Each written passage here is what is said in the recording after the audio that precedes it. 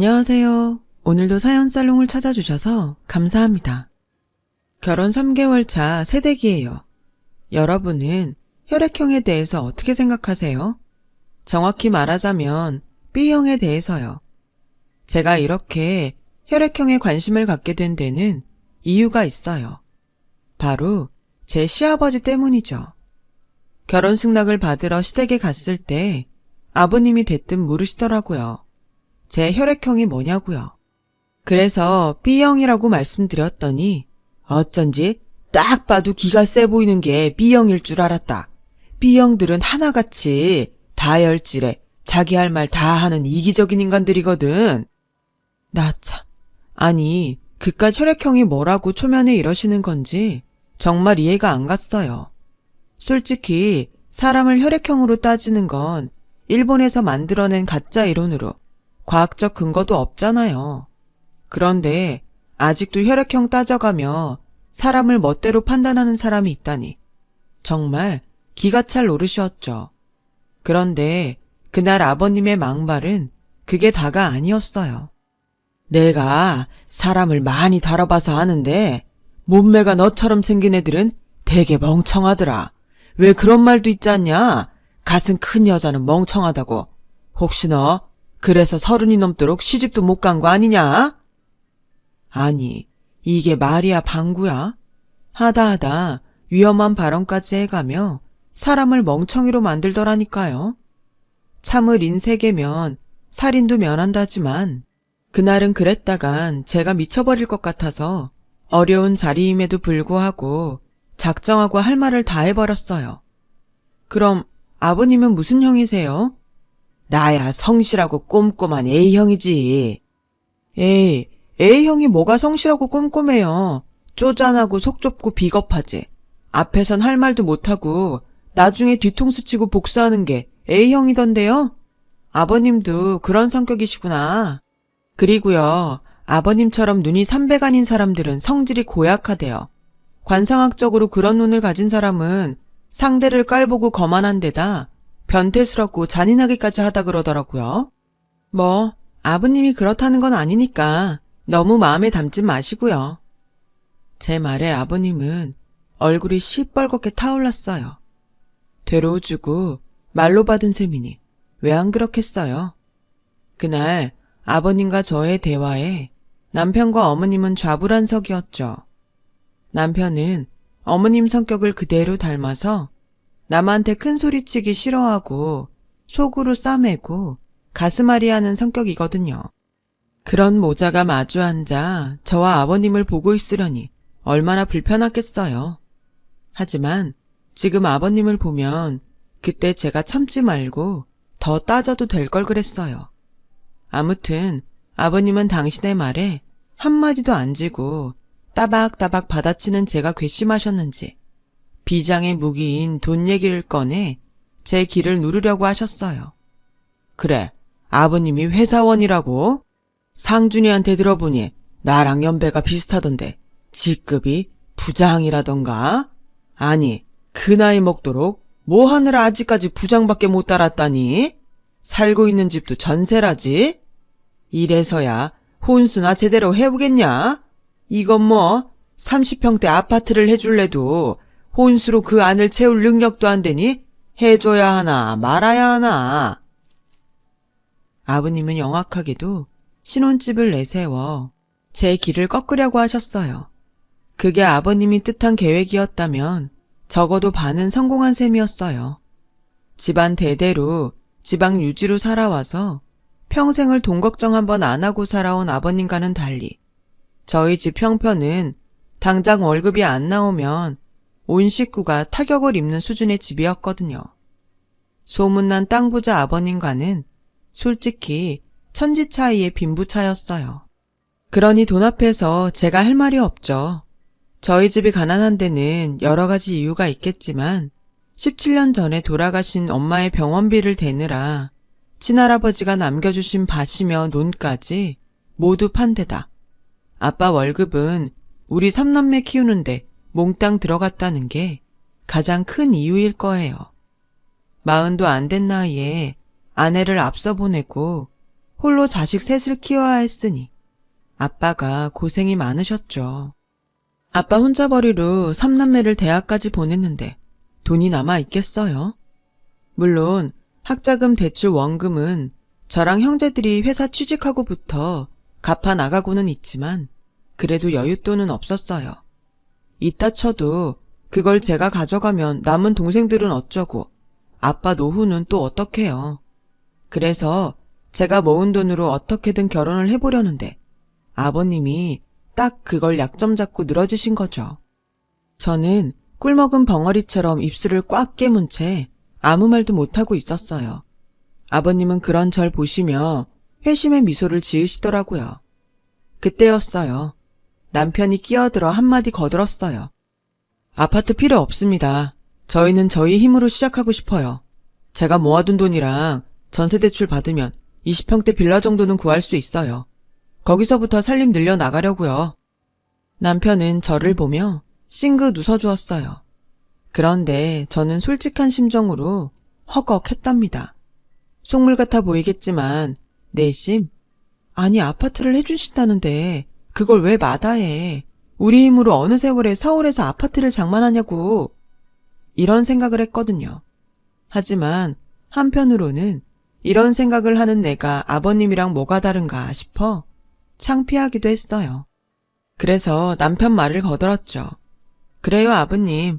아버님 마음은 감사드리지만 저희도 성인인걸요. 저희 힘으로 살아볼게요. 결국 저는 마음에도 없는 소리를 했네요. 그러자 아버님은 의외라는 표정으로 저를 뚫어져라 보시더니 정 그렇다면 그렇게들 하라고 하시더라고요. 그렇게 말도 많고 탈도 많던 예비시댁 인사는 끝이 났어요. 그날 택시를 타고 집으로 돌아오는데 머릿속에선 30평대 아파트가 자꾸 아른거려서 속이 아프더라고요. 저도 어쩔 수 없는 속물인가 봐요. 아파트가 뭐라고 이러는 걸 보면. 얼마 뒤 남편은 저희 집에 인사를 왔어요. 엄마가 일찍 돌아가신 탓에 저희 형제들에게 엄마 노릇까지 해오셨던 아빠는 회사에 반차까지 내시고 음식을 준비하셨어요. 남편과 집에 도착해보니 아빠표 갈비찜과 연포탕을 비롯해 갖가지 음식들로 한 상 가득 차려져 있었어요. 안 그래도 둘 다 퇴근하고 바로 오느라 배가 고팠는데 음식 냄새를 맡으니 뱃속에서 천둥이 치더라고요. 아빤 그런 저희를 보시고는 인사는 천천히 하고 일단 밥부터 먹자고 자리에 앉히셨어요. 동생들 역시 다들 일 끝나고 막 온참이라 배가 고팠는지 다들 밥그릇에 코를 박고 열심히 먹었죠. 어미게 젖을 빠는 강아지들처럼요. 아빠는 그런 우리를 흐뭇하게 바라보고 계셨어요. 우리 식구가 된 걸 환영하네. 식구가 별건가. 밥대 둘러앉아 함께 밥 먹고 살면 그게 식구지. 한서방, 우리 서연이 잘 부탁하네. 애 엄마가 일찍 세상을 뜨는 바람에 얘가 고생이 많았어. 맞이라는 책임감 때문에 힘들어도 혼자 속으로 삭히고 늘 동생들한테 양보만 하고 살았네. 이젠 우리 서연이가 자기 행복을 위해 살았으면 하네. 애비로서 자식한테 늘 짐을 짊어지게 한 것 같아서 늘 미안했거든. 그러니 한서방이 나 대신 우리 애 좀 많이 보듬어 주게나. 내가 바라는 건 그것뿐일세. 아빠는 촉촉해진 눈으로 제 남편한테 부탁을 하셨어요. 남편은 그런 아빠의 진심을 느꼈는지 평소 성격과 달리 걱정 말라며 호언장담을 하더라고요. 그렇게 아빠한테 결혼 허락을 받은 우리는 이후 상견례 날짜를 잡았어요. 주말에 남편과 만나 상견례를 하기에 마땅한 한정식 집도 예약했죠. 물론 혼수며 예단 문제가 남아있어서 걱정이 되긴 했지만 이 정도 진행이 되고 보니 조금은 안심이 되더라고요.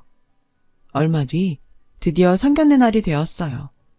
우리 네 식구는 주말이라 도로가 막힐 걸 예상하고 지하철을 타고 갔는데 생각보다 일찍 도착하는 바람에 근처 대형 서점에서 시간을 때우기로 했어요. 그렇게 들어간 서점에서 중년 여성이 아빠를 보곤 아는 척을 하지 뭐예요. 그러자 아빠는 그 여자를 향해 허리를 잔뜩 굽혀 꾸벅 인사를 하더라고요. 딱 봐도 어려운 상대인 것 같았어요. 반대로 여자는 저희 아빠를 아랫사람 보듯 하며 인사를 받더군요. 어머, 이 부장님? 이런 데서 또 보네요. 마침 잘 됐다. 안 그래도 애 아빠 편에 보내려고 했는데 지금 줘야겠네. 지난번 우리 딸 결혼식 때 고생했어요. 백화점 상품권이에요. 받으세요. 여자는 상품권 봉투를 내밀었어요. 아빠는 한석호 거절을 하셨죠. 아무리 우리 그이 아랫사람이라지만 그래도 우리 집 일 해줬는데 받아요. 이걸로 구두나 한 켤레 사신으세요. 그날 신고 온 구두는 너무 낡아서 내가 다 창피하더라. 고 따님이 결혼한다던데 식장에 그 꼴로 갈 수는 없잖아요. 이참에 새 구두 하나 장만하세요. 계속 사양하던 아빠는 그 말에 귀가 빨갛게 물들 정도로 창피해하셨어요. 그리곤 겸연쩍은 표정으로 받으셨죠. 그 모습에 순간 울컥하더라고요. 그동안 신경을 못 썼는데 그제야 낡은 아빠 구두가 눈에 들어왔거든요. 그동안 새 식구 아껴 사느라 바빴지 딸이 우리 아빠 구두도 생각을 못했던 게 그렇게 죄송할 수가 없었어요. 여자는 아빠의 정중한 인사를 받으며 엘리베이터에 올랐어요. 인사를 마치고 돌아서는 아빠한테 누구냐고 물었더니 아빠 회사 전무 사모님이라고 하더라고요. 그러고 보니 언젠가 아빠가 전무라는 사람 때문에 곤란한 일까지 떠맡고 그런 일들이 지속적으로 있던 게 떠올랐어요. 이른 시간이건 늦은 시간이건 가리지 않고 멋대로 전화해 업무와 상관없는 일까지 시키는 걸 본 적이 있거든요. 나름 부장인데 빵 셔틀 돌리듯 말이죠. 얼마 전에 있었던 딸 결혼식 때도 사돈댁에 보낼 선물을 저희 아빠한테 배달시킨 거 있죠. 그뿐인 줄 아세요? 그 집 딸이 신혼여행에서 남편이랑 싸우고 새벽 비행기로 먼저 한국에 들어온다며 그 새벽에 저희 아빠를 공항으로 픽업을 내보내기도 했어요. 아주 개념을 물 말아먹은 인간이죠. 어찌나 화가 나던지 회사에 투서라도 올릴까 했었다니까요. 제가 아는 게 이 정도인데 회사 안에서는 또 얼마나 아빠를 괴롭히겠어요. 안 봐도 비디오죠.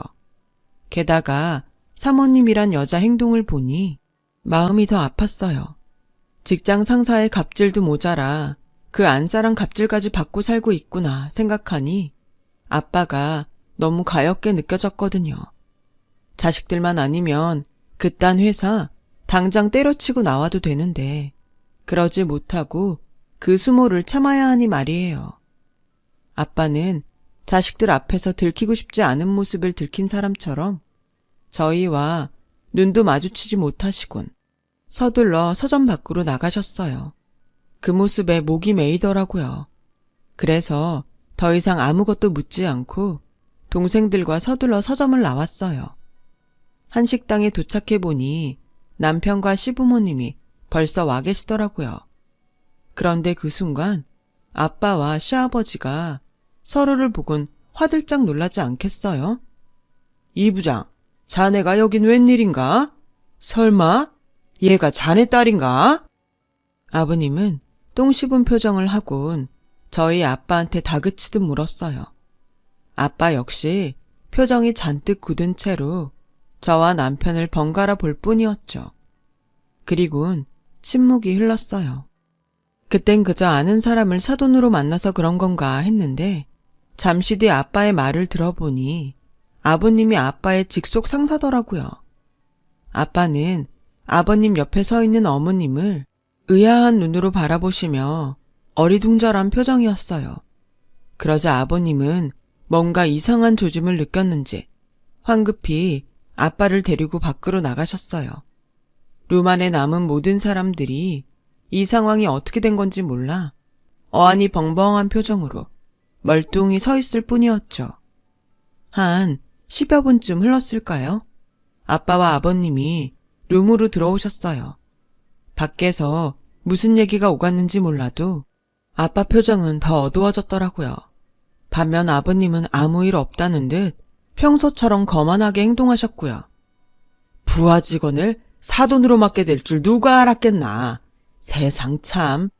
이 부장한테 딸이 있다는 얘기는 내 들었지만 내 며느리가 될 줄은 몰랐네. 그런데 말이야, 자네 딸이 자네랑은 완전 딴판이더군. 아주 당돌해. 내 성격이야 자네가 잘 알 테니 자네 딸한테는 자네가 잘 알아먹도록 얘기를 하면 될 일이고.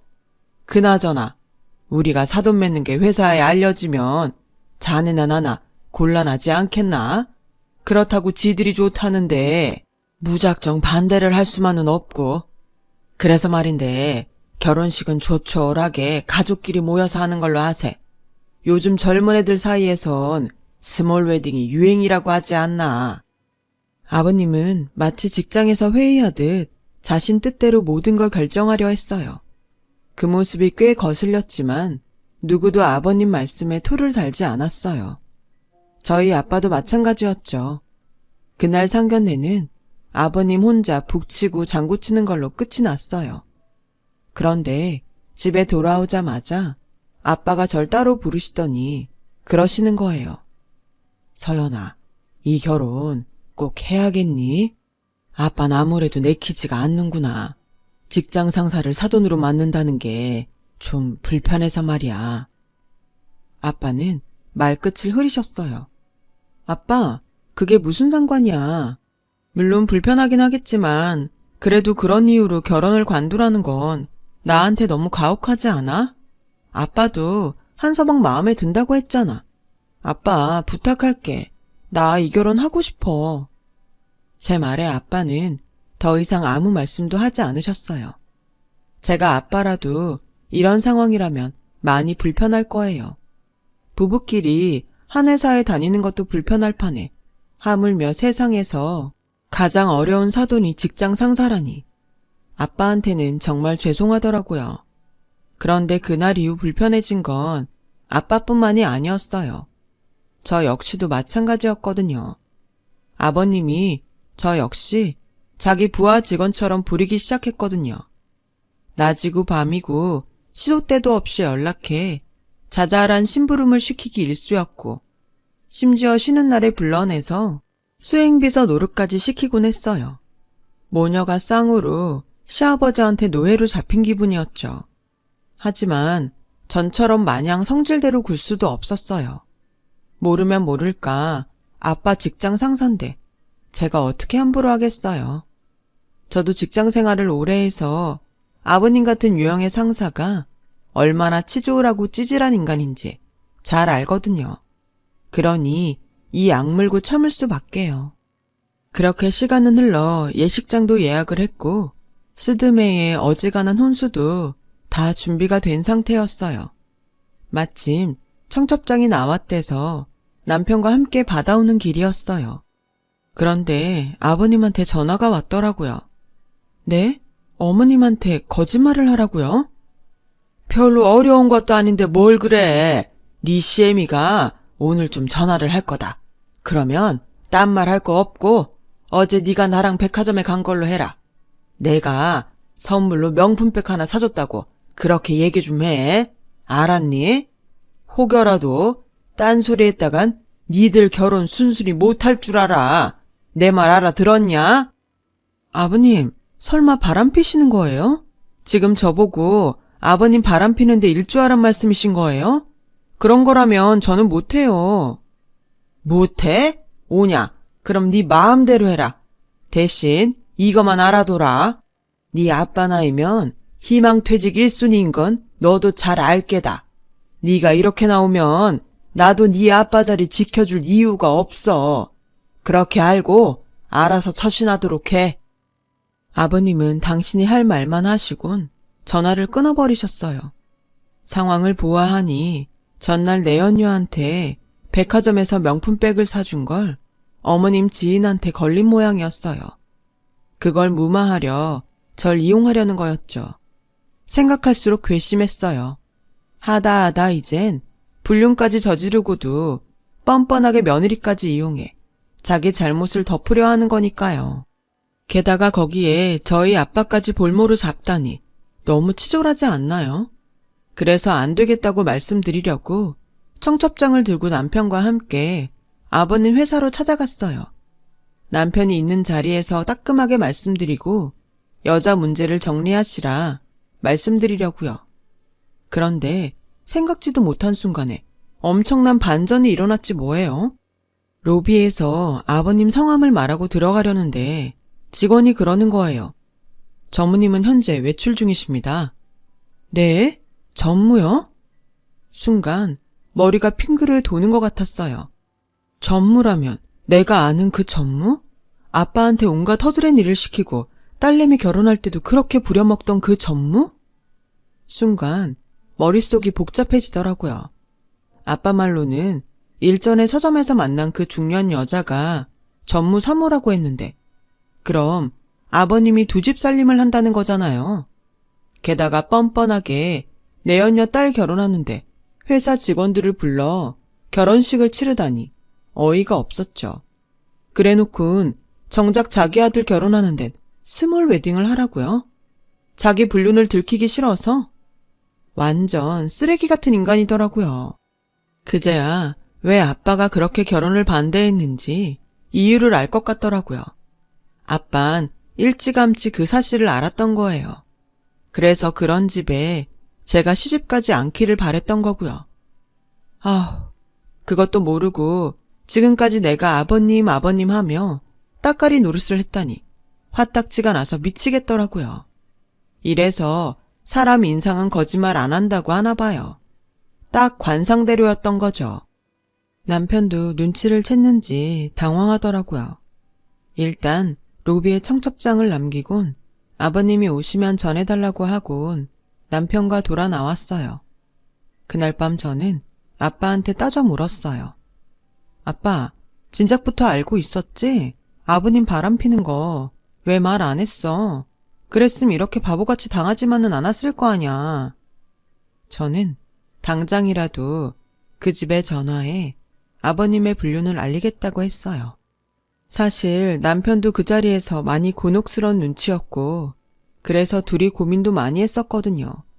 상처받으실 어머님 생각도 나고 여러 가지로요. 그런데 아빠가 제 팔을 잡더라고요. 서연아, 제발 그러지 마. 그냥 모른 척하고 이 결혼 그만두자. 아빠가 이렇게 부탁할게. 자식 앞에서 이런 말하기 부끄럽지만 아빠 회사 다녀야 해. 서진이, 서준이 장가 보내야 하고 니들 뒷바라지 하려면 벌어야 한다고. 비겁하다고 욕할지 모르겠지만 아빤 그렇게라도 벌어서 니들 키워야 해. 그러니까 아빠를 봐서 참아줘. 응? 속에선 천불이 났지만 자식 앞에서 간절히 부탁을 하는 아빠를 보니 저도 제 성격대로만 할 수는 없었어요. 그래도 이렇게 당하긴 싫었어요. 그런데 생각지 못한 일이 생긴 거예요. 전날 남편과 회사 로비에 맡기고 간 청첩장 때문에 아버님의 불륜 사실이 회사에 퍼져버렸지 뭐예요. 바람핀 쪽 딸이 결혼하고 나선 그 여자와 더 신이 나셨던지 바쁘다는 핑계로 집에서 아버지 얼굴 뵙기도 힘들다는 남편의 말에 청첩장을 아예 회사에 두고 온 거였거든요. 전무라는 직급을 앞세워 직원들을 결혼식장에 동원했던 아버님의 욕심이 오히려 역풍이 된 거였죠.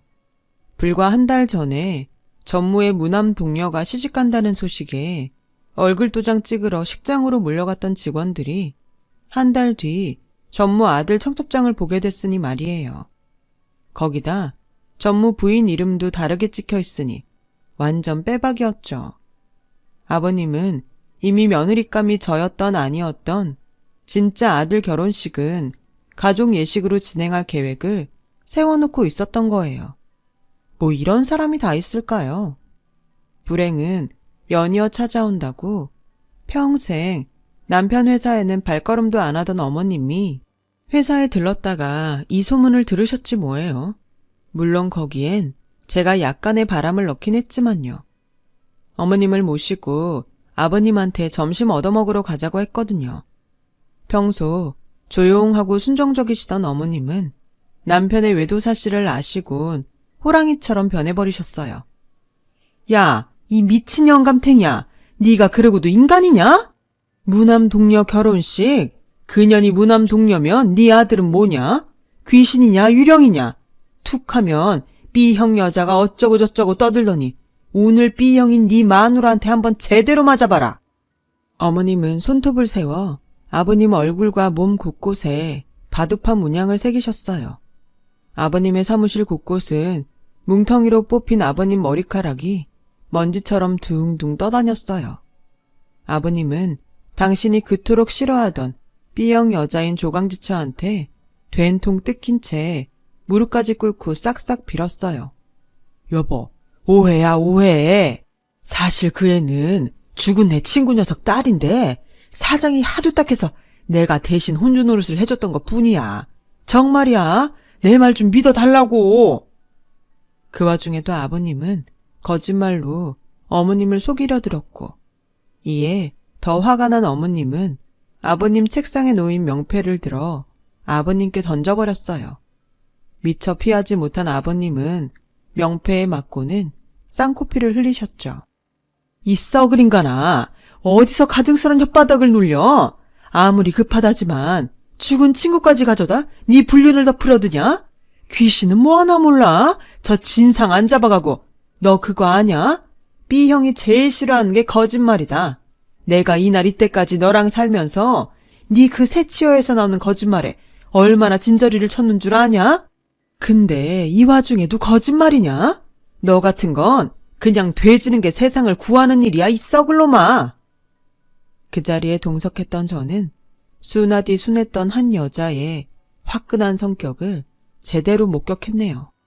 그렇게 돈 자랑하고 아랫사람한테 온갖 갑질을 하며 살던 아버님은 말년에 망신살 뻗친 채 회사에서 잘리고 어머님한테 엄청난 위자료까지 물고는 이혼을 당하셨어요.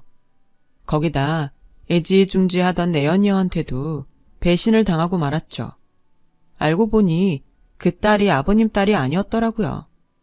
그 사실은 어머님한테 상간녀 위자료 소송을 당한 내연녀가 자기 죄를 덜어보려고 어머님을 설득하는 과정에서 자기도 모르게 툭 하고 나와버렸어요.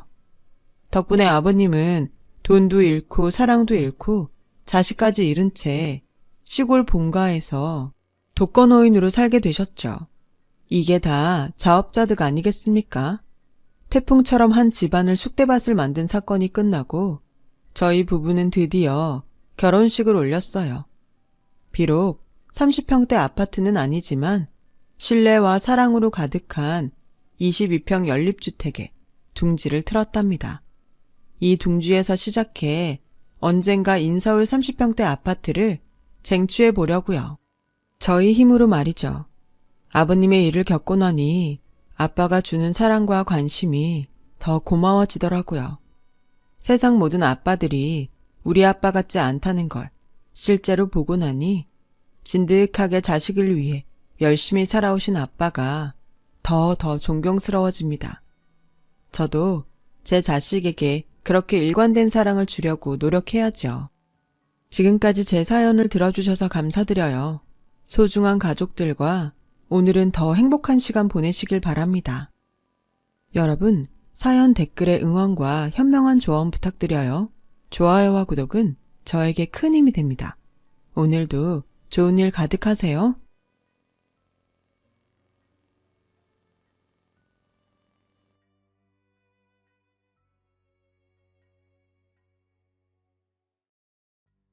안녕하세요. 오늘도 사연살롱을 찾아주셔서 감사합니다. 둘쟁이 아들을 키우고 있는 초보 엄마예요. 살다 보면 여러 가지 만남을 가지게 되잖아요. 그게 인연일 수도 있고 때로는 악연일 수도 있는데 손이 형님과 저는 후자에 가까운 만남이 아닐까 생각해요. 형님과 저는 고등학교 동창이에요. 같은 반이 됐던 적도 있지만 소위 말하는 노는 물이 달라서 같이 어울려 지낸 적은 없어요. 그래도 형님에 대한 건 잘 알고 있어요. 학창시절부터 워낙 잘 나가던 친구였으니까요. 집도 잘 살고 얼굴도 예쁜 데다 공부까지 잘해서 여학생들한테는 워너비였으니까요. 사실 저도 그런 형님이 부러웠어요. 당시 제가 다니던 고등학교는 남녀공학이었는데 층이 다른 교실에서 남학생과 여학생을 따로 갈라 만든 학교였어요. 여학생은 1, 2층을 쓰고 남학생은 3, 4층에서 수업을 했죠. 쉬는 시간이 되면 몇몇 남학생들이 내려와 여학생 교실 앞에서 얼쩡거리곤 했는데 그 대부분이 저희 형님을 보러 온 애들이었어요.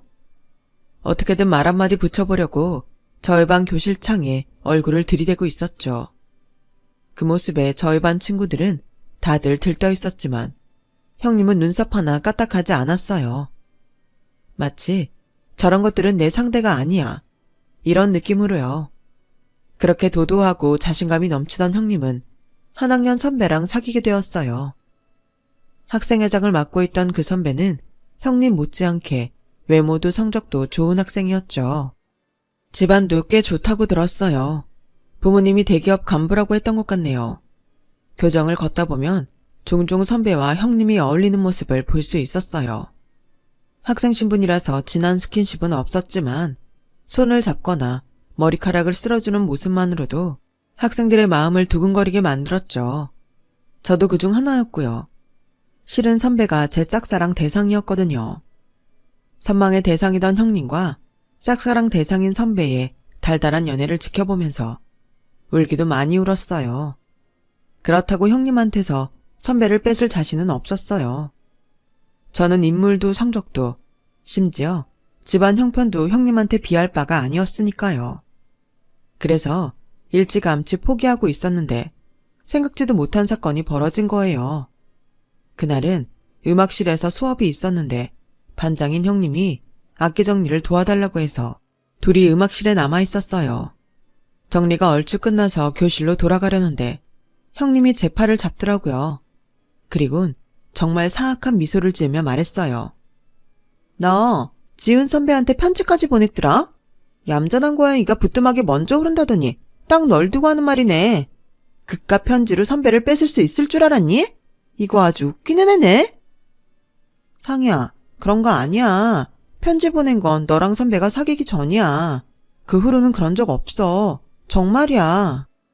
언제 보냈냐가 중요한 게 아니지. 네가 주제 파악도 못하고 내 남자한테 껄떡거렸다는 것 자체가 짜증나는 거니까. 거지 같은 게 감히 누굴 넘봐? 네 꼬라지를 봐. 선배랑 가당키나 하니? 저도 알고 있는 사실이지만 남의 입을 통해 듣고 보니 너무 창피하고 수치스러웠어요. 문제는 이게 끝이 아니라는 거였죠. 형님이 아이들한테 어떻게 소문을 냈는지 하루아침에 저는 우리 학교 유명 커플을 깨려는 파렴치한 년으로 둔갑해버렸으니까요. 미친년? 어떻게 친구 남친을 뺏겠다고 수작을 부리냐? 완전 미친년 아니야? 지주제에 지훈 선배를 넘본 자체가 웃기는 일이지. 병신이 주제 파악도 못해요. 제가 복도를 지날 때마다 등 뒤에서 온갖 욕설이 날아왔어요. 말 그대로 하루하루가 지옥 같았죠. 그나마 저랑 친했던 친구들도 점점 저랑 거리를 두기 시작했고 아무도 저랑 상대해주지 않아서 제가 할 수 있는 건 공부뿐이었어요. 어떻게 보면 입시를 앞둔 학생한테는 잘된 일이었는지도 모르겠네요. 덕분에 성적이 많이 올라서 원하던 대학에 들어갈 수 있었으니까요. 대학에 들어가고 나서야 저는 지옥 같은 학교 생활에서 벗어날 수 있었어요. 다행히 저랑 같은 과에 고등학교 동창이 하나도 없었거든요. 하지만 마음고생에서 벗어나니 이번엔 생활고 때문에 몸이 힘들어졌어요. 저희 아빠가 회사에서 공고사직을 당하시는 바람에 형편이 많이 어려워졌거든요. 엄마 혼자벌이로 세 식구가 살아야 하는데 거기다 제 대학 등록금까지 내야 하니 그럴 수밖에요. 그래서 입학하고 얼마 뒤부터 강의가 끝나기가 무섭게 아르바이트를 하러 다녔어요.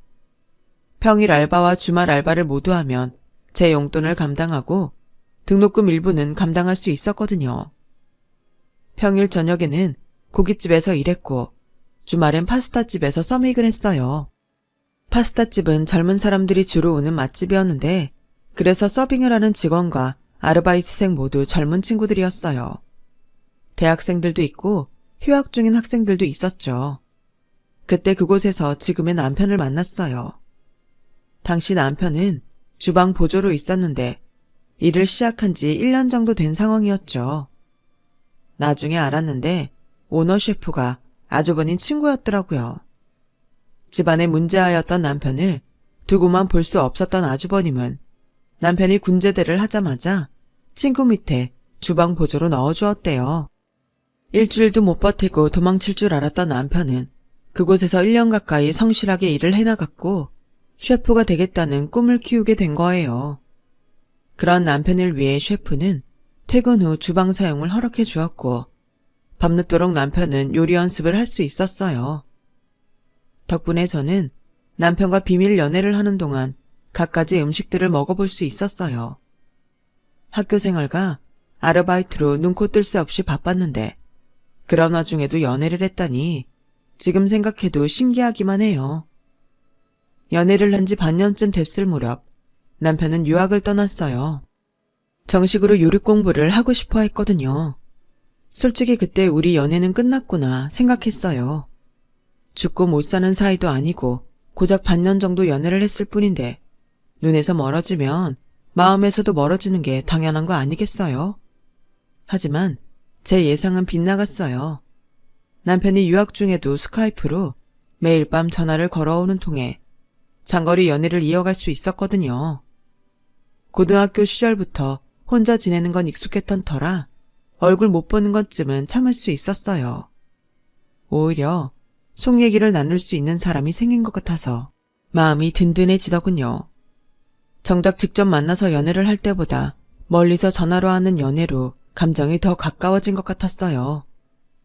그렇게 시간은 흘러 저는 졸업을 하게 되었고 드디어 남편이 한국으로 돌아왔어요. 졸업식장에 꽃다발을 들고 멋지게 나타난 모습을 보곤 저희 부모님도 마음에 들어 하셨죠. 남편은 자기 가게를 차릴 때까지 돈을 모아야 한다며 호텔에 취직을 했고 저는 저대로 회사에 취직을 했어요. 입사 초기엔 서로 바빠서 연애할 시간이 없었고 어느 정도 직장에 적응이 돼서야 남들처럼 평범한 연애를 할 수 있게 되었어요. 그러는 사이 대학 동기들과 직장 동료들의 결혼 소식이 자주 전해져서 저도 모르게 결혼에 대한 불안감이 싹트기 시작했어요. 6년 가까이 연애를 했지만 남편은 아직 결혼 얘기를 꺼내지 않았거든요. 나이는 자꾸 들어가고 주위에선 다들 결혼을 하는데 이러다가 헤어지게 되면 어쩌나 걱정이 됐어요. 그렇다고 남편한테 결혼을 닥달하기는 창피했고요. 그래서 주말에 만나 데이트를 하는 내내 저기압이었는데 헤어질 무렵 남편이 그러더라고요. 딱 2년만 기다려줘. 그때쯤이면 내 가게 차릴 돈이 얼추 마련되거든. 가게 차리면 뭐, 가게 차리는 게 나랑 무슨 상관이라고. 홍기찬 여자한테 인연이 얼마나 긴 시간인 줄 알기나 해? 자긴 내 걱정도 안 되지? 왜 걱정을 해야 되는데? 어차피 나랑 결혼할 건데 뭐가 그렇게 초조한 거야? 설마 내가 너랑 결혼 안 할까봐 겁나서 이러는 거야? 넌 정말 널 어떻게 보고 네 눈엔 내가 결혼도 안 할 여자랑 7년이나 사귀고 나 몰라라 할 쓰레기 같은 놈으로 보였어? 내가 어릴 때 놀고 다니면서 사고도 치고 했지만 그래도 내 여자한테 함부로 하는 놈은 아니야. 그러니까 마음 푹 놓고 2년만 기다려줘. 너희 부모님 앞에 당당한 모습으로 인사드리게 해달라고. 제 걱정과 달리 남편은 일찌감치 우리 두 사람의 미래에 대해 계획을 세워두고 있었더라고요. 그럴 거 진작 말 좀 해줬으면 속 태우지 않았을 텐데 말이에요. 남편은 약속대로 2년 뒤 가게를 오픈했어요. 규모는 작았지만 SNS로 홍보도 열심히 했고 손님들의 입소문도 한몫해서 오픈 초부터 늘 테이블이 꽉 차곤 했어요. 가게가 자리를 잡자 남편은 저희 집에 인사를 왔어요. 자기가 살아온 얘기부터 앞으로 결혼 이후의 계획까지 마치 임원들 앞에서 PT를 하는 것처럼 일목요연하게 설명을 했죠. 그런 설명을 듣고 결혼을 반대할 부모는 없을 거예요. 그건 저희 부모님도 마찬가지였고요. 우리 윤정이 좀 잘 부탁해요. 애가 워낙 내성적인데다 자기 속 얘기를 좀처럼 안 해서 엄마인 나도 얘 속을 잘 모르겠다니까. 그래도 이렇게 듬직한 남자를 만나서 한시름 놓을 수 있을 것 같아요. 엄마는 제 남편 손을 꼭 잡고는 한참 동안 놓지 않으셨어요. 학창시절 제가 학교에서 따돌림 당하는 걸 세세하게는 모르셨겠지만 그래도 어느 정도 눈치를 채셨던 모양이었어요. 외롭게 자란 딸을 부탁한다며 몇 번이나 부탁을 하시더라고요. 저를 통해 제 학창시절 얘기를 들어 알고 있던 남편은 제가 평생 외롭지 않게 해주겠다고 호언장담을 했죠. 그렇게 저희 집에서 결혼 승낙을 받은 우리는 2주 뒤에 시댁에 인사를 드리러 갔어요. 원래는 저희 집에 인사드린 뒤 바로 다음 주에 시댁에 가려고 했는데 아주버님 출장 때문에 한 주 연기를 했거든요. 남편과 달리 아주버님은 학창시절부터 모범생이었다고 하더라고요. 명문대를 나와 대기업에 입사해서도 동기들보다 승진도 빨랐고요. 남편이 유학생활을 하던 중에 중매로 결혼을 했는데 저랑 동갑이라고 했어요. 동갑내기 손이 동서가 있다는 말에 조금 부담이 되긴 했지만 연하 아닌 게 어디냐고 내심 위안을 삼았죠. 그런데 시댁에 들어가 보니 꿈에도 보고 싶지 않았던 인간이 떡하니 제 앞에 서 있는 거예요. 고등학생 시절 저를 괴롭혔던 상이었어요. 상이도 저를 보더니 인상을 팍 쓰더군요.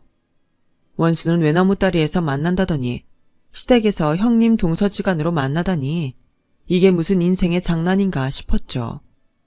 부모님께서는 제 덕분에 남편이 정신 차리고 인간이 됐다며 엄청 저를 반겨주셨어요. 특히 시어머님이요. 네가 복덩이다. 변변찮은 내 아들놈 사람 만든 1등 공신이야. 그 오랜 시간 내 아들 안 버리고 곁에서 잡아줘서 고맙다. 별 말씀을요. 제가 한 건 없어요. 도훈 씨가 스스로 열심히 한 거죠. 어머, 얘 말도 이쁘게 하는 것 좀 봐. 안 그래요, 여보? 더 보고 자시고 할 것도 없겠어요. 바로 결혼시킵시다. 남편이 시댁에 뭐라고 말을 해놨는지 모르겠지만 시부모님께서는 마치 저를 인생의 은인이라도 되는 것처럼 반겨주셨어요. 그러는 와중에도 상희는 내내 불안한 표정이었어요. 학창시절 자신이 제게 한 일이 드러날까 겁이 났던 모양이었어요. 결국 상희는 차를 마시고 저녁 준비를 하는 중에 저를 따로 부르더라고요. 너 일부러 나 엿먹이려고 우리 도련님 꼬신 거니? 너 정말 영악한 애구나. 무슨 소리를 하는 거야. 나랑 도훈 씨가 먼저야. 너랑 아주버님이 만나기 전부터 우린 사귀고 있었다고. 그리고 난 너랑은 엮이고 싶지도 않았어. 그건 앞으로도 마찬가지야. 그래? 그럼 지난 일은 접고 형님 동서로만 지내. 나도 더는 너한테 간섭 안 할 테니까. 화해도 아니고 뭐도 아닌 휴전 같은 관계를 지속하기로 한 이후 형님은 딱 손이 형님으로만 저를 대했어요. 저 역시 그 정도 거리를 유지했고요. 시부모님은 결혼 준비를 하는 과정에도 저희 집 편의를 많이 봐주셨고 특히 어머님은 제게 엄청난 예물을 해주셨어요. 둘째야, 이건 큰애한테는 비밀로 해야 한다. 며느리 간에 차별한다고 큰애가 삐칠 테니까. 알았지? 네, 그럴게요. 감사합니다, 어머님. 어머님은 예물뿐만 아니라 결혼 후에도 형님 모르게 이런저런 것들을 많이 챙겨주셨어요. 제 생일엔 회사로 꽃바구니를 보내주셨고 매달 통장으로 용돈도 보내주셨어요. 어머님, 저 용돈 안 주셔도 돼요. 오히려 직장 다니는 제가 어머님 용돈을 드려야죠. 아, 설아, 네가 한 달 내내 뼈 빠지게 번 돈인데 내가 그걸 어떻게 받니? 난 싫다. 그리고 내가 둘째 네가 예뻐서 주는 돈이니까 아무 소리 말고 받아. 큰애는 일도 않고 집에서 놀아도 지 친정에서 용돈 듬뿍 받고 사니까 괜한 걱정할 거 없어. 그래도 알면 서운해할 테니까 큰애한테는 비밀로 하고. 알았지? 남들은 시어머니와의 갈등 때문에 화병을 달고 산다는데 저는 오히려 그 반대였어요. 저희 친정 엄마보다 더 잘 챙겨주시면 주셨지 덜하지 않으셨거든요. 하지만 이렇게 좋은 시부모님을 만나고도 시댁에 가는 일이 불편하기만 했어요. 그건 바로 형님 때문이었죠. 아무리 휴전을 했다고는 해도 얼굴을 볼 때마다 과거 일이 떠올라 불편했거든요. 형님은 형님대로 저 때문에 위기의식을 느꼈는지 볼 때마다 불안해 보였고요. 형님은 대학 졸업 전에 덜컥 임신을 하는 바람에 아주버님과 결혼을 하게 됐는데 결혼식을 앞두고 유산을 한 이후로 임신이 안 돼서 고생 중이었거든요. 그래서 형님은 혹여 제가 먼저 임신을 할까봐 늘 전전긍긍했어요. 말로는 누구든 먼저 임신을 하면 집안에 좋은 거 아니냐고 했지만 그 먼저가 제가 아닌 자신이기를 바랬죠. 그 마음은 저도 충분히 이해해요. 임신 때문에 한 결혼인데 결혼의 원인이 사라져버렸으니 시댁 눈치도 보였을 테니까요. 그렇게 아이를 바라는 형님과 달리 저희 부부는 아이를 좀 천천히 가질 생각이었어요. 남편이 가게를 오픈한 것도 얼마 안 됐고 저도 승진을 한 지 얼마 안 돼서 회사 일에 집중하고 싶었거든요. 그런데 세상 일은 마음대로 안 된다고 피임을 계속하다가 며칠 방심했을 뿐인데 하필 그때 덜컥 아이가 생겨버린 거예요. 남편과 저는 이렇게 된 거 어쩔 수 없다는 반응이었는데 시부모님은 생각 이상으로 기뻐하셨어요. 당장이라도 손주가 쓸 침대며 장난감을 사러 달려나가실 기세였죠. 세상에, 네가 복덩이라고 하지 않든 잘됐다 잘됐어. 그래, 우리 손주는 언제 볼 수 있는 거니? 아직 6주밖에 안 됐어요. 출산은 내년 봄쯤 돼야 할 것 같아요. 봄? 딱 좋네. 춥지도 덥지도 않고. 큰애가 결혼식도 하기 전에 그렇게 돼서 지금껏 큰애 눈치 보느라 손주 얘기는 꺼내지도 못했는데 이제야 가슴에 맺힌 게 확 풀리는 것 같구나. 고맙다 둘째야. 안 그래도 유독 저한테 정을 주시던 어머님은 제 임신 소식에 전보다 더 저를 많이 챙겨주셨어요. 그럴 때마다 저는 형님 눈치를 봐야 했고요. 그러던 어느 날이었죠. 아버님 생신을 며칠 앞두고 형님이 저희 집으로 찾아왔더라고요. 동서가 시집 오고 처음 맞는 아버님 생신이니까 이번 생신상은 동서가 준비하는 게 어때? 아버님 어머님 사랑 독차지하면서 그 정도는 할 수 있는 거 아니야? 솔직히 못할 것도 없는 일이었지만 명령조로 말하는 형님 말투에 기분은 좋지 않았어요. 이건 평소 내가 차리던 생신상 차림 메뉴인데 능력이 되면 다 하고 안 되면 메인 메뉴 몇 가지 골라서 해. 아, 그리고 애 가진 유세 떨면서 못하겠다는 말 할 거라면 어머님한테 하지 말고 나한테 직접 해. 여우같이 뒤에서 어머님 구워 삶을 생각 말고. 알았어? 내가 언제 어머님을 구워 삶았다고 그래요? 아버님 생신상은 내가 준비할게요. 근데 앞으로는 이런 식으로 나한테 명령하지 마세요. 아무리 손윗사람이라고 해도 불쾌하니까. 순순히 형님 말을 들어주기는 싫어서 저도 한마디 쏘아댔어요. 그랬더니 파르르 해서는 본색을 드러내더라고요. 야, 네가 애 먼저 가졌다고 날 이긴 걸로 착각하는 모양인데 웃기지 마. 쥐뿔도 없는 집구석에서 태어난 네가 시댁에 내세울 수 있는 건 몸뚱이밖에 더 있겠니? 그러니 애나 쑥쑥 낳아서 시부모님께 충성해야지. 별 수 있냐고. 별것도 아닌 게 까불고 있어. 네가 아무리 그래봤자 내가 어머님 손에 명품 백 하나 안겨드리면 그걸로 게임 끝이야. 뭘 알아야지. 그래, 애 가진 김에 유세 실컷 떨어봐. 그것도 얼마 안 갈 테니까. 혹시 아니? 네가 유산이라도 할지. 너라고 온전히 애 낳는다는 보장 없잖아? 안 그래? 형님의 그 말에 온몸에 소름이 돋았어요. 마치 내 애가 어떻게 되도록 만들겠다는 선전포고 같았거든요. 따질 새도 없이 형님은 가버렸고 저는 심장이 두근거려서 좀처럼 진정이 되지 않았어요. 그러면서도 한편으로는 형님이 바라는 대로 순순히 당해주지 않겠다는 오기가 생겼죠. 그래서 아버님 생신날 회사에 월차를 내고 전날 밤부터 음식을 준비했어요. 퇴근길에 마트에 들러 채소랑 고기, 생선을 손질해 두었고 갈비는 양념에 재서 김치 냉장고에 넣어두었죠. 당일에 조리만 하면 되도록 모든 걸 끝내놓느라 서둘렀더니 온몸이 결려서 남편이 오는 줄도 모르고 쓰러져 잠이 들어버렸어요. 아침에 일어나 남편을 출근시키고 서둘러 집 청소부터 했어요. 결혼하고 처음 하는 가족 초대라서 특히 신경이 쓰이더라고요. 날 무시하는 형님한테는 더더욱 책 잡히기 싫어서 비싼 생화도 사다가 꽃병에 꽂아두었죠.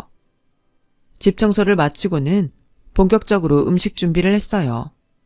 블로그에서 찾은 레시피를 보며 하느라 시간이 꽤 걸렸지만 잡채도 제대로 됐고 갈비찜, 해파리 냉채랑 소고기 편채, 아버님이 좋아하시는 굴전까지 꽤 그럴싸하게 만들어졌어요. 그런데 저녁 시간이 다 되도록 연락들이 없는 거예요. 남편은 저녁 미팅이 있어서 부득이하게 참석 못한다고 했고, 아주버님 퇴근에 맞춰 형님이 시부모님을 모시고 6시 반까지 오겠다고 했는데 말이죠. 퇴근길이라 차가 밀리나 보다 하고 30분을 더 기다렸는데 마침 전화벨이 울렸어요. 시어머님이시더라고요. 둘째야, 어디니? 네? 집인데요. 아니 얘가? 너 아직도 집이면 어떡해? 다들 너 하나 기다리느라 밥도 못 먹고 있는데 아무리 임신을 해서 몸이 불편하다고는 해도 그렇지. 네 시아버지 생신날 이러면 안 되는 거 아니니? 너 힘들다고 큰애가 뷔페도 예약도 다 하고 꽃바구니며 케이크까지 다 준비했는데 예쁘다 했더니 너 안 되겠구나. 어머님, 그게 아니고요. 전 집에서 아버님 생신상까지. 어머님은 제 이야기를 끝까지 들으시지도 않고 전화를 끊어버리셨어요. 순간 머릿속이 텅 비는 것 같았어요. 말 안 해도 누가 꾸민 짓인지 알 것 같았거든요. 고등학생 때도 상인은 절 이런 식으로 괴롭혔으니까요. 그날 밤 저는 부랴부랴 시댁으로 달려갔어요. 시부모님이 피곤하시다며 다음에 얘기하자고 하시자 형님이 나서서 저를 집 밖으로 끌고 나갔어요. 동서, 작작 좀 해. 어머님 아버님 피곤하시다는 말 못 들었어? 그러게 애 가진 유세 좀 그만 달라고 내가 그랬지? 꼴 좋다. 야, 전상이, 너 정말 이럴 거야? 나한테 아버님 생신상 차리라고 해놓고 뷔페에 모시고 간 거 네가 꾸민 짓이지? 말해 이 기집애야. 그때였어요. 대문을 나서던 아주버님이 제게 소리를 치시더군요. 재수씨, 지금 뭐하는 짓이에요? 아무리 동갑이라곤 해도 엄연히 손윗사람인데 어디서 말을 함부로 하는 겁니까? 오는 일만 해도 그래요. 그냥 죄송하다고 사과하면 될 일이지 왜 엄한 사람을 잡습니까? 집사람이 오늘 혼자서 얼마나 힘들었는지 아세요? 당장 사과하세요. 전후 사정을 모르는 아주버님은 오히려 제게 소리를 쳤어요. 형님은 의기양양한 표정으로 저를 보며 피식거리더군요. 그 모습에 억울해서 눈물부터 났어요. 이 자리에 내 남편이라도 있었다면 이렇게 서럽지는 않았을 텐데 하는 생각을 하니 더 서럽더라고요. 그래서 그 길로 돌아서서 집으로 도망쳐왔어요. 집에 도착해보니 먼저 퇴근한 남편이 식탁에 차려진 음식들을 정리하고 있었어요. 여보, 이 음식들은 다 뭐야? 형수님이 아버지 생신은 뷔페에서 한다고 했는데 왜 당신이 음식을 장만했어? 의아한 표정으로 묻는 남편을 보니 서름이 복받쳐서 남편을 끌어안고 펑펑 울었어요. 한참을 울고 나서 남편한테 있었던 일을 말했더니 저보다 더 열을 내더라고요. 당장 형님한테 가서 따지겠다는 걸 겨우 달래서 재웠네요. 다음날 잠결에 방 밖에서 들리는 남편 목소리에 잠이 깼어요. 아주버님한테 전화해서 한 소리 하고 있더라고요. 그걸로도 분이 안 풀렸는지 시댁에도 전화를 해서는 홀몸도 아닌 사람이 회사에 월차까지 내고 생신상을 준비했었다며 오해를 풀어주었어요. 남편이 냉장고에 넣어둔 전날 생신상을 준비한 음식들 사진까지 죄다 찍어서 보냈더니 어머님이 바로 제게 전화를 하셨더라고요. 오해해서 미안하다고요. 그날 일은 남편 덕에 정리가 됐지만 앞으로 일어날 일이 걱정되기 시작했어요. 그래서 어떻게 해야 하나 고민을 하는데 생각지도 못한 기회가 찾아왔지 뭐예요. 동서, 지난번 일도 사과할 겸 내가 베이비 샤워 해주고 싶은데 이번 주말에 집으로 올래? 지난 일은 잊고 사이좋게 지내자는 의미니까 꼭 와줘. 이번엔 또 무슨 짓을 벌이려고 그러나 의심이 갔지만 알겠다고 했어요. 여자들끼리 할 거니까 제 남편은 부르지 말라는 말에 이럴수록 남편을 꼭 불러야겠다는 생각을 했죠. 약속 시간에 맞춰 형님 댁에 간 저는 그곳에서 잊을 수 없는 얼굴들을 보게 되었어요. 제 고등학교 동창들이었죠. 정확히 말하면 형님을 추종하던 패거리들이요. 저를 보자 동창들은 고등학생 때로 돌아간 것처럼 제게 함부로 떠들어댔어요. 대박! 야, 너 제정신이냐? 상이가 오란다고 정말 오면 어떡해. 이제야 말이지만 솔직히 너 학교 다닐 때 상이한테 좀 당했니? 나 같으면 이가 갈려서라도 얼굴 보기 싫을 텐데 어떻게 형님, 형님 하면서 붙어있냐? 비위가 좋은 거냐, 속이 없는 거냐? 그러자 형님이 의기양양하게 그러더군요. 얘가 워낙 없이 살아서 내 앞에서 벌벌 떨잖니. 베이비 샤워해준다니까 쪽팔린 줄도 모르고 달려온 꼴을 봐라. 넌 그래서 안 된다는 거야. 이번에도 봐.